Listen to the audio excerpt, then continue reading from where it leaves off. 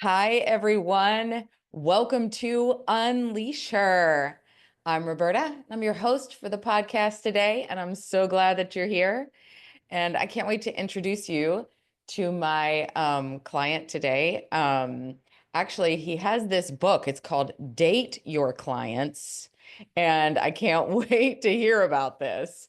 But before we do, listen, please go ahead, like and subscribe. And if you're on, Spotify, Apple, hop on over to YouTube. It's at Roberta Campbell Official. That way you can see our faces here and get more in tune with us. But hey, listen, without further ado, welcome, Mark Young. Hello, how are you? I'm good, Roberta. Thank you so much. Reporting live from Austin, Texas this morning. Perfect. Awesome. Thank you so much for being here, for taking time out of your day. And I know we would all love to hear um, about your book, how you date your clients. What is this? Well, so what's funny is that you asked me if I was actually out here promoting my book, and I chuckle because I'm actually based in Fort Lauderdale. But when you said date your clients, you actually took me off guard because I actually published that book a couple of years ago. But my latest book, which is called Radical Generosity, actually published, and we did a launch party in Austin. So I was like, what does she know that I don't know? Oh So it's my God. actually kind of funny because actually we did that in Austin a few weeks ago for the latest book. But yes, Date Your Clients is also a book that I wrote years ago. And I'm going to say it's somewhat of an homage to my life in the advertising and marketing world. Okay. So I didn't realize. So we don't have the new one out here on your Oh, info. that's okay. That's okay. Oh, All of my books are actually at themarkyoung.com, so anybody can go take a gander through them. But if date your clients is our thing, let's date our clients. Let's go. well, what inspired you to write that book? Well, date your clients is, I call it a juxtaposition between our personal and professional lives. So it kind of became this kind of a tongue-in-cheek approach to talking about people who here's a pet peeve. I'll start with a real story and then I'll give you my pet peeve. The real story about how the book started was I was trying to explain to a client that she did not have a a a media problem. She had a website problem and she was not getting the concept. And I kept telling her, and I said, look, here's the deal. You're complaining to me about bounce rate. And what bounce rate means is people go to your homepage and then they never click anywhere else. So they go to your homepage, no matter how long they stick around, and then they leave. That's considered a bounce in the media world. And I told her, I said, look, I'm looking at your homepage. I'm like, literally every possible thing there is to know about you is right here on your homepage. I'm like, you've got the founder story, you've got the technology, you've got the pricing, like you literally have everything. I'm like, why would I go any deeper into your website? I already know everything. And and she was just like, I don't think that's it. I'm like, listen to me. I'm like, if I went to your dating profile and Mhm. everything about you was listed right on the homepage, I don't need to swipe right to get to know you any better. I feel like I already know everything there is about you. And I'm like, the goal of your profile is just to make them swipe right. Like, that's exactly the goal of your homepage is to give enough provocative information to get people to click further into the site. And so that's where Date Your Clients began because, chapter one is titled Make Them Swipe Right. And it's a complete comparison to, or juxtaposition, more or less, to how we actually deal with our website homepages versus how we deal with our dating profiles. And you would never put everything there is to know about you on your homepage, on your dating profile page. Why do you do that on your website? And then, chapter by chapter, then getting into my pet peeve, chapter by chapter, we started walking through all of these things that we intuitively know from our dating lives and yet screw up professionally all the time. And that is, and everything from making a first impression on a date versus making a first impression on a client, everything from how we actually deal with conflict to how do we choose a partner, And all of that plays in because I'll tell you what, like I have a client right now that I'm already wrote the breakup letter. And it's funny because it's a going through the breakup process with a client is very similar to going through the breakup process with somebody you're dating. Because there is the anxiety of I just don't like this conversation. There is the but how long will it be till I have somebody to replace that person? Like there's all of those exact same questions play out. And yet what I will say is that we all follow on every Instagram, TikTok channel in town looking for everybody and their brother to tell us how to do the things that we intuitively know, right? Like we're all following Millionaire Mentor, we're all listening to Grant Cardone, we're listening to Gary Vee. Like we're trying for all these people to teach us the tricks to making it big in business. And it's like my argument is the trick to making it big in business is just relationship. Yeah. Yeah. Well, this is great information too. Um, you know, so I'm meeting with my web designer today. So this is great. Thank you. But it, Yeah. And it really made me think. So, I love that. there's a structure, and there is the thing that I will try to tell people if you're meeting with your web designer today, and this goes to everybody in your audience as well, and that is don't make your website about you. The whole purpose of your website is to be about them. Okay, when I get to it's particularly if you're selling something. I mean, if literally like my website is about me, right? Because it's literally a website about me. But if I'm selling a product, the product can't be the feature of the website. It needs to be the person with the problem that the product solves. Yeah. Like talk about them. I am my own favorite topic. So talk to me about me, but Yeah. enough about me. Tell me about me. Right? That is everybody's approach to things, and we tend to miss out on that. Yeah. Your website needs to be a good listener. Yeah. Yeah. Okay. All right. That's good. I like this.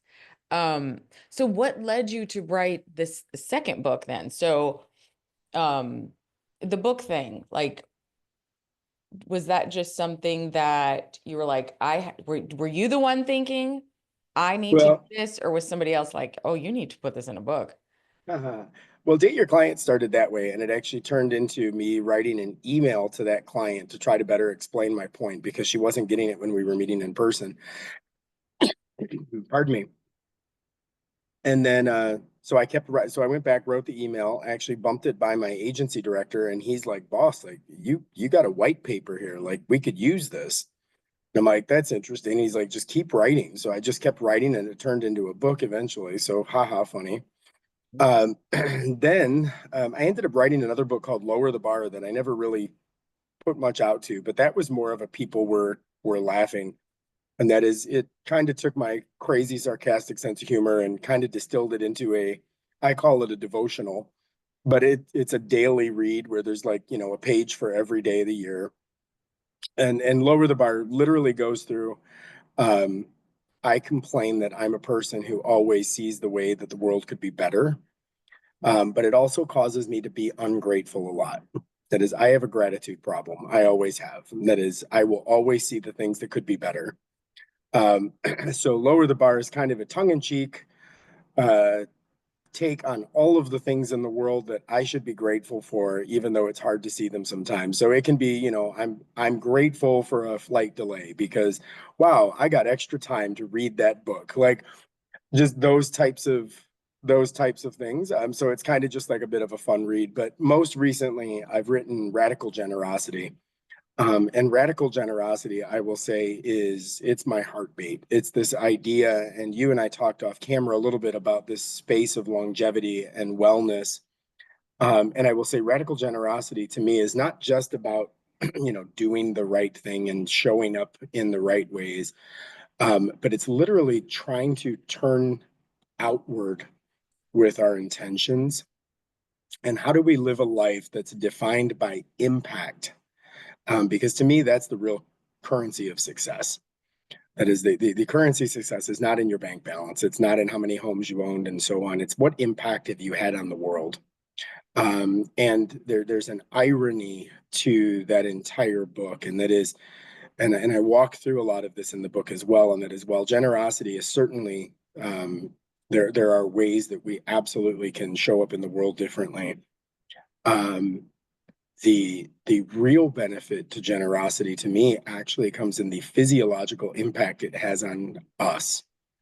That is just the way that, we have a bad day, but then we go do something nice for somebody, and the physiological impact of oxytocin release, that changes and rewires the way the brain structures, the way that generosity forms mood enhancement, the way that generosity builds bonds and relationships, the way that generosity shows up not just in our communities, but for generations throughout our communities. And really, like I said, it's been a heartbeat and a mission of mine for many years, is to show up in the world that way. And this was just kind of my way of organizing all of those thoughts. Wow. So, okay, so have you always been a writer, or was this just something that came about with your first I've book? personally always been somebody who wrote a lot.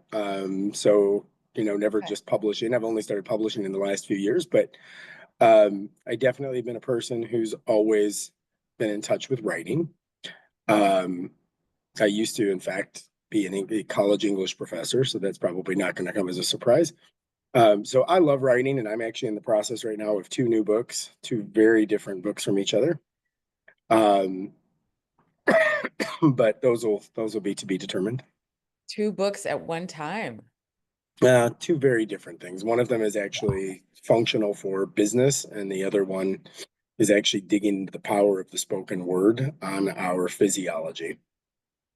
Mm. You know, it working with a mentor has completely turned my life around. And people need to hear this. Everything that you have, that you've been talking, that you've been sharing, especially too, we were talking about health and wellness. You know, I feel like I'm healthier as I get older.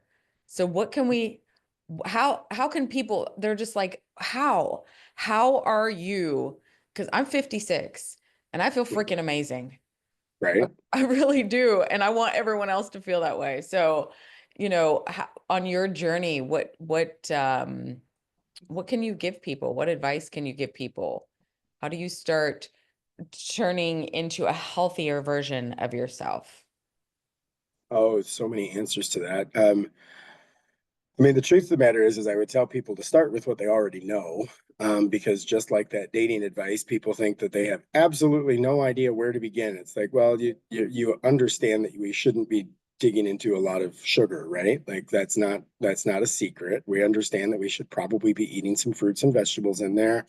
We understand that protein's good and carbs are bad. Like we all understand those types of things intuitively because we've been around them long enough.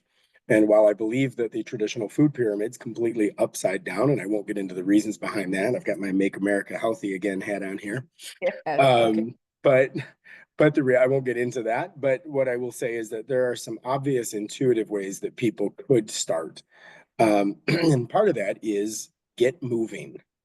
Like Mhm. people just literally, we are in an Instacart generation of people that will park their behinds on a couch and have someone else do the delivery, before they will just walk to the drugstore. So that's a personal pet peeve of mine, is like there are some obvious ways that people can get moving. The obesity rate in the United States is absolutely off the charts and higher than any other nation in the world. And it's not on accident. It's entirely because of what's going on. So I'm actually out here right now in Austin, because there is an upcoming Make America Healthy Again movie premiere tonight. So I flew out here for the movie premiere, in which a lot of the industry leaders are being interviewed, and a lot of this is being uncovered. Like, why are like seed oils, for instance, like people don't understand how seed oils absolutely tear apart your body and cause incredible amounts of inflammation. Or the fact that like canola oil was actually introduced to society as automotive oil, like, and now we just eat it and think nothing of it. And there is definitely a garbage in, garbage out correlation, that I wish people would wrap their head around. So yeah, I'm a big fan of Bobby Kennedy. I work with the Maha movement. And I think that there's an incredible amount that we can be doing for ourselves. And my advice to somebody um, who's in a headspace that wants to get better at these types of things, it's like, here's the deal. Like, if you try to digest everything at the same time, like it seems overwhelming. It's the how do you eat an elephant, right? One bite at a time. Like, go do the next right thing, whether that's trying to change your mindset, and adopt a generous mindset, whether that is trying to get healthy, like do the next right thing, whether that's trying to succeed in business, do the next right thing. And we have grown up, most of us, in such a generation of instant gratification that we believe that I need to know everything now in order to be successful. And we also tend to move in the direction of believing that if I don't have it all figured out, then I shouldn't start. And my biggest piece of advice to people is just start. Whatever that journey is, just start taking the first step, because you will move in a direction that will ultimately land there. But it's kind of like investing, right? The younger you start investing, the more you're able to compound interest. And the same is true of your health, the same is true of your business, the same is true of your mindset, the same is true of your relationships. That is not a concept that's exclusive to the stock market. Yeah. And I just say it's one day at a time, one step at a time. And every single day I'm making, we try to just make a better decision. Mhm. You know, just do the next thing. And so my journey of health and longevity the last few years, I'm amazed at what I have uncovered. And I'm so glad to hear and see it out here for everyone to look at and to understand and to make that choice. Yeah. It's a big deal, and I don't think people realize the importance of these types of things. Yeah, I'm not accepting, oh, I'm this age and I'm going to have this ailment or being on this medication. I'm not accepting it, and we don't have to. No, no one ever was born with an Advil deficiency. Oh, no. And I'm so thank you for being there and for sharing this with everyone too. The more we can get the word out, the healthier that everyone will be. Mhm. Agreed. Yeah. So where do you go from here? You've got books you're writing, you're traveling all over. I mean, is I it mean, just, literally from here, I get to fly home tomorrow, so that'll be nice because I've been on the road for the last 2 weeks and had only been home for about 3 days and was gone for 2 weeks before that. So I laughingly say I'm just going to Airbnb out my house, um, because I'm not there. But the reality is that there's lots to do, there's places to be, and I'm personally a fan of what I call proximity, and that proximity is just proximity is specifically um, just be in the room, just where things are happening, just be there. And often for a lot of people, they avoid showing up and being present because of what I refer to as imposter syndrome. But I don't fit in, and people there belong there more than me, and there's better people than me. And the truth of the matter is like what you do with the relationships that you've built. You can't first of all even build the relationship if you never make it, and relationships need care. So personally, I make a point of showing up whenever I'm invited someplace, because that's how I meet people. That's how relationship happens. And the more that your face is seen, the more that people remember who you are and want to involve you in the things they're doing. And that's always my intention. So where do I go from here? Fortunately, home for a minute. But then I will be home for a week, and then I will be back in Austin for the biohacking conference, which is the Dave Asprey event that is taking place here on May 28th, 29th, and 30th. Here, I get right in the hotel I'm staying at right now, funny enough. yeah, yeah, he's definitely one that I follow and listen to and learn from. Yep. And they're The out Dave's, there. yep, Dave's good. I was just talking with him, and I was at a last week. We were both, there's a, what is it? There's a annually there's I say mastermind group just so people can kind of wrap their head around it, but it's kind of an annual meeting of the leaders in the health and wellness space. And it was last week. So we were all out in Phoenix, Arizona.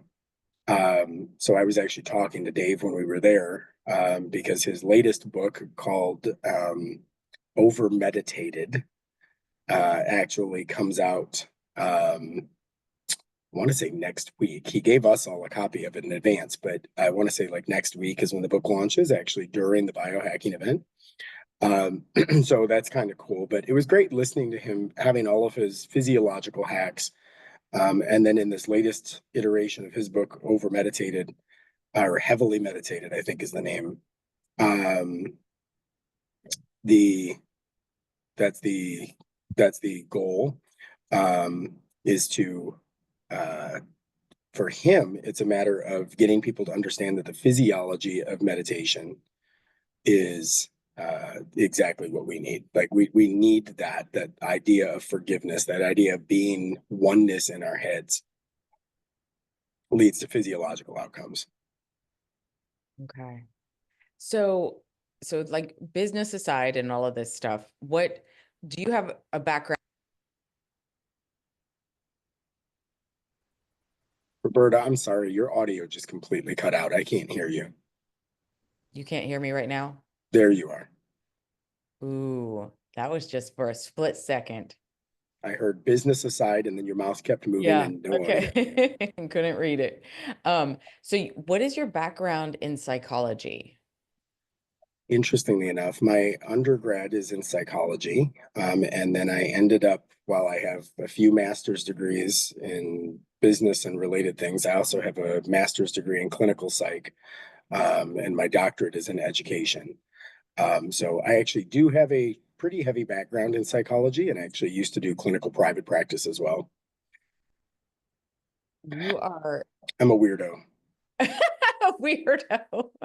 I wouldn't say that. You love, it sounds like you just are so interested and in so many things, very knowledgeable and curious. Lived a few lives. Right?